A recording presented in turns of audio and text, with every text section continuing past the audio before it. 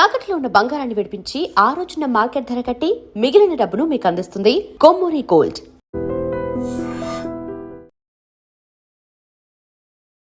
నమస్కారం, welcome to iDream media. నేను మీ సంగీత. ఇండోర్కు చెందిన బీటెక్ స్టూడెంట్ అయిన పీయూష్ అనే వ్యక్తి తన గర్ల్ ఫ్రెండ్ని మన ఇద్దరం ఈరోజు ఇంటిమేట్ అవుదామని చెప్పేసి ఆవిడ్ని అడగడం జరిగింది. వెంటనే ఆవిడ నాకు ఈరోజు హెల్త్ అస్సలు బాగాలేదు, నేను సపోర్ట్ చేయలేను, దయచేసి నువ్వు నన్ను టచ్ చేయకూడదు అని చెప్పేసి చెప్పడంతో ఇమీడియట్గా అతను తన 2 చేతులు 2 కాళ్ళు కట్టేసి నోట్లో గుడ్డలు కుక్కి మరి ఆవిడ చెస్ట్ పైన కూర్చొని కత్తితో ఎక్కడ పడితే అక్కడ పొడిచి మరీ చంపేయడం జరిగింది. చంపిన తర్వాత ఇంకా వదిలేయలేదు, పక్కన కూర్చొని ఒక బీర్ తాగుతూ మరి ఆవిడని మళ్ళీ ఏదైతే అతను ఆ అమ్మాయి దగ్గర నుంచి ఆశించాడో ఆ పని కూడా శవంతో చేయడం జరిగింది. ఇది వినడానికి ఎంత దారుణమైన సంఘటన అనేది ఒక్కసారి మీరు ఊహించండి. అతని యొక్క మెంటల్ స్టేట్ అంటే అతను నాకు అనుకున్నది కావాలి అన్న ధోరణిలోనే ఆలోచించడం జరిగింది. కానీ ఆవిడ ఆల్రెడీ చెప్పింది ఏమని, నాకు బాగాలేదు హెల్త్, నేను సపోర్ట్ చేయలేదు అన్నప్పుడు ఆవిడ యొక్క ప్రైవసీ అది. తను ఒప్పుకుంటేనే ఏదైనా కూడా తన బాడీని టచ్ చేయాలన్నా కూడా ఖచ్చితంగా పర్మిషన్ ఉండాలి. అలాంటిది ఆవిడ ఒప్పుకోలేదు, రొమాన్స్కి ఒప్పుకోలేదు అన్న ఒక్క కారణంతో ఆవిడ ప్రాణాలని తీసేశాడు పీయూష్.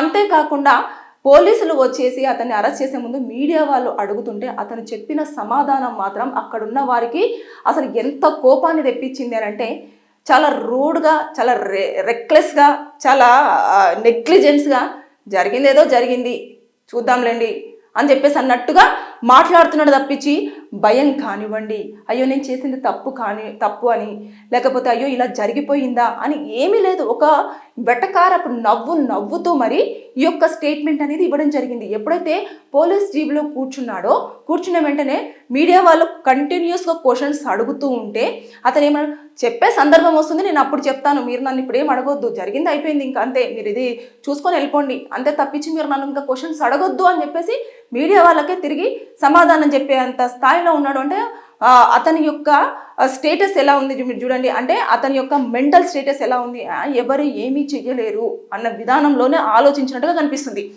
ఇక్కడ ఇది మర్డర్ కేసు కింద తీసుకుంటారు. తర్వాత ఆ అమ్మాయిని బలవంతం చేయడానికి ప్రయత్నించాడు కాబట్టి అదొక కేసుగా అట్రాక్ట్ అవుతుంది. ఇకపోతే ఆవిడను చేతులు కాళ్ళు కట్టేసి ఆవిడ ప్రమేయం లేకుండా బలవంతంగా ఆవిడతోటి అలా చేయడం, ఇంకా డెడ్ బాడీ అయినప్పటికీ కూడా అంటే ఆమె ప్రాణాలు వదిలేసినా సరే ఆయన యొక్క ఏదైతే ఉందో ఆ ఇంటిమేటీ అనేది ఇంకా ఆ డెడ్ బాడీ పైన కూడా చేశాడు కాబట్టి అది కూడా సెక్షన్ అట్రాక్ట్ అవుతుంది. ఇవన్నీ కూడా క్యాలిక్యులేషన్ చేసి చూసినట్లయితే అతనికి లైఫ్ ఇంప్రిజన్మెంట్ అంటే జీవిత ఖైదు పడే అవకాశాలు అయితే ఉంటాయి. విత్ ఎవిడెన్సెస్తో కనుక కోర్టులో కరెక్ట్గా సబ్మిట్ చేసినట్లయితే అది కొంచెం టైం తీసుకున్నప్పటికీ ఖచ్చితంగా పనిష్మెంట్ అయితే పడే అవకాశం ఉంది. ఇకపోతే ఎప్పుడైతే ఈ యొక్క కేసు జరిగిందో ఆ అమ్మాయి తరపు నుంచి ఎవరైతే ఉన్నారో వారందరి స్టేట్మెంట్ తీసుకోవడం జరుగుతుంది. ఇటు అబ్బాయి తరపున ఫ్రెండ్స్ కానివ్వండి, ఫ్యామిలీ మెంబర్స్ కానివ్వండి, అటు చుట్టుపక్కల వాళ్ళు కానివ్వండి, అందరి స్టేట్మెంట్ తీసుకుంటారు. ఆ ఒక గదిలో ఈ ఇన్సిడెంట్ జరిగింది కాబట్టి ఈ అమ్మాయి ఫ్రీక్వెంట్గా ఆ గదికి రావడం జరుగుతుందా, లేకపోతే ఏమైంది ఏంటి, వీళ్ళిద్దరు ఎప్పటి నుంచి లవ్లో ఉన్నారు, ఈ లవ్ విషయం అనేది ఇరు ఫ్యామిలీస్ కూడా తెలుసా లేదా, ఇవన్నీ కూడా వితిన్ 90 డేస్లో పోలీసులు ఖచ్చితంగా షార్ట్ షీట్ ప్రిపేర్ చేసి కోర్టులో సబ్మిట్ చేయాల్సి ఉంటుంది. ఇప్పుడైతే పీయూష్ అనే వ్యక్తిని అరెస్ట్ చేశారు కాబట్టి ఇమీడియట్గా అతని మీద ఏవైతే ప్రాథమికంగా వారికి కనిపిస్తాయో దాని ప్రకారంగానైతే దాన్ని ఫైల్ చేసేసి కోర్టులో సబ్మిట్ చేస్తారు. ఆ అబ్బాయిని సబ్మిట్ చేసిన తర్వాత రిమాండ్కి అయితే వెళ్ళడం జరుగుతుంది. ఎప్పుడైతే రిమాండ్కి వెళ్తారో తర్వాత నెక్స్ట్ పోలీసుల యొక్క స్టెప్ ఏంటంటే ఇంకా దర్యాప్తు కొనసాగిస్తూ ఉన్నారు అన్నట్టు. అక్కడ అతను ఏవేవైతే ప్రాపర్టీస్ యూజ్ చేశాడు కదా, అటు క్లాత్స్ అంతా కూడా నోట్లో పెట్టడం కానివ్వండి, చేతులు కట్టేయడం కానివ్వండి, కత్తి కానివ్వండి, ఇవన్నీ యూజ్ చేశాడు కదా, అవన్నీ కూడా పోలీసులు ఫోరెన్సిక్ ల్యాబ్కు పంపించడం జరుగుతుంది. వాటి పైన ఉన్నవన్నీ కూడా ఫింగర్ ప్రింట్స్ అవన్నీ కూడా తీసుకుంటారు. ఏ టైంలో ఎంత జరిగింది, అసలు ఆమె చనిపోయేటప్పుడు ఎంతవరకు ఫైట్ చేయడం జరిగింది, అంటే ప్రాణాలు రక్షించుకోవడం కోసం ఆవిడ అతనితో ఎంతవరకు పెనుగులాడడం జరిగింది, ఎంతవరకు ఏమైంది, ఎప్పుడు చనిపోయింది, ఇదంతా ఎలా జరిగింది, చనిపోయిన తర్వాత ఇతను అమ్మాయి పైన ఎన్నిసార్లు అఘాయిత్యానికి పాల్పడ్డాడు అనేది కూడా చేస్తారు. తర్వాత నెక్స్ట్ అతను ఏమైనా డ్రగ్ తీసుకున్నాడా, అతను అందుకనే కంట్రోల్లో లేకుండా వెళ్ళిపోయాడా, బీర్ తాగుతూ కూర్చున్నాడు కదా, దాంతోపాటు అతని బాడీలో ఇంకేమైనా డ్రగ్ ఏమైనా ఉందా అనేది కూడా వాళ్ళు చెక్ చేస్తారన్నట్టు. ఎప్పుడైతే రిమాండ్కు పంపించేటప్పుడే ఖచ్చితంగా పోలీసు వారు కోర్టులో ఎప్పుడైతే ఒక నిందితుని అని అనుమానిస్తారో ఆ వ్యక్తిని ఫస్ట్ కోర్టుకు తీసుకెళ్లేటప్పుడే మొత్తం పూర్తిగా మెడికల్ చెకప్స్ చేస్తారన్నట్టు. అంటే బాడీ పైన ఏమైనా ఇంజురీస్ ఉన్నాయా, లేకపోతే ఇంకేమన్నా ఉన్నాయా, లేకపోతే ఏం జరిగింది ఏంటి అనేది పూర్తి స్థాయిలో అతని యొక్క హెల్త్ చెకప్ చేసిన తర్వాత హెల్త్ రిపోర్ట్ అంతా తీసుకొని వెళ్ళి కోర్టులో జడ్జి గారి ముందు ప్రవేశపెడతారు. అక్కడ పెట్టిన తర్వాత నెక్స్ట్ ఇతని హెల్త్ కండిషన్ అంతా బాగుందన్న తర్వాత ఎప్పుడైతే రిమాండ్కి పంపిస్తారో అక్కడ జైలు దగ్గరికి వెళ్ళినప్పుడు కూడా అక్కడ జైలర్ ఎవరైతే ఉంటారో అతను కూడా ఆ మెడికల్ రిపోర్ట్ చెక్ చేసి అతను ఒంటి మీద ఏమైనా ఉన్నాయా లేదా అనేది చాలా దారుణమైన సిచ్యువేషన్ అండి. ఒంటి మీద క్లాత్ లేకుండా మరి మొత్తం పూర్తిగా చెక్ చేస్తారు. చేసిన తర్వాత లోపలికి పంపించడం అనేది జరుగుతుంది. ఒకటి కూడా దారం కూడా అంటే ఇలా మన మెడలో ఒక నల్ల దారం ఉన్నా సరే దాన్ని తీసేస్తారు. చేతికి ఏదైనా కాసి దారం కట్టుకున్నా కూడా ఖచ్చితంగా దాన్ని కట్ చేస్తారు.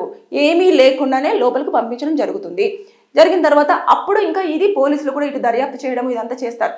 కానీ ఇక్కడ ఈ విషయంలో మాత్రం చాలా దారుణమైన సంఘటన. అమ్మాయిలు మీరు జాగ్రత్త వహించండి. రీసెంట్గా సుప్రీంకోర్టు కూడా క్లియర్గా చెప్పింది, మీరు ఎట్టి పరిస్థితుల్లో పెళ్లికి ముందు శారీరక సంబంధానికి పర్మిషన్ ఇవ్వకూడదు, ఎవరిని నమ్మకూడదు, ఎవరికి మీ యొక్క శరీరాన్ని అప్పగించకూడదు అని చెప్పేసి చాలా క్లియర్గా మెన్షన్ చేసింది ఒక కేసు విషయమై. అందుకోసం అని చెప్పేసి నేను ఈ వీడియోలో మరీ చెప్పేదంటే అమ్మాయిలు మీరు అలర్ట్గా ఉండండి. మీకు ఇష్టం లేకపోతే ఇమీడియట్గా అక్కడ నుంచి బ్యాక్ వచ్చేసేయండి. లేదు అనుకుంటే మీకు తెలిసిన వారికి ఎవరికైనా ఫోన్ చేసి నన్ను వచ్చి పికప్ చేసుకోని చెప్పేసి చెప్పే ప్రయత్నం చేయండి. అంతేకాని బలవంత పెడుతున్నారనో లేకపోతే ఇంకేదో నేను చెప్తే వింటారని చెప్పేసి అంటే ఇలా ప్రాణాలు పోగొట్టుకోవాల్సిన సిచ్యువేషన్కి వస్తారు.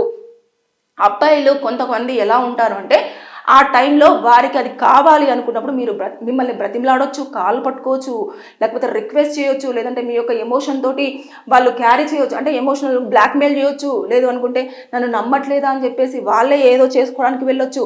ఇలాంటి పలు రకాలుగా మిమ్మల్ని వాళ్ళ ట్రాప్లో పడేయడానికి ట్రై చేస్తారు. ఇలా కొంతమంది రిజెక్ట్ చేశారనుకోండి, అరే ఇక్కడ దాకా వచ్చిన మాట ఎలా కాదంటుంది, నేను ఎంతో అనుకున్నాను, ఎక్స్పెక్ట్ చేశాను, నేను ఇప్పుడు డిసప్పాయింట్ ఎలా అవుతాను అని చెప్పేసి ఆ కోపానికి ఎక్కువగా ప్రేరేపితమైతే ఖచ్చితంగా ఇలా ప్రాణాలను తీయాల్సిన దారికే వస్తారు వాళ్ళు. కాబట్టి అమ్మాయిలు జాగ్రత్త. మీరు కనుక సింగిల్గా వెళ్తున్నప్పుడు అన్ని ప్రికాషన్స్ తీసుకోండి.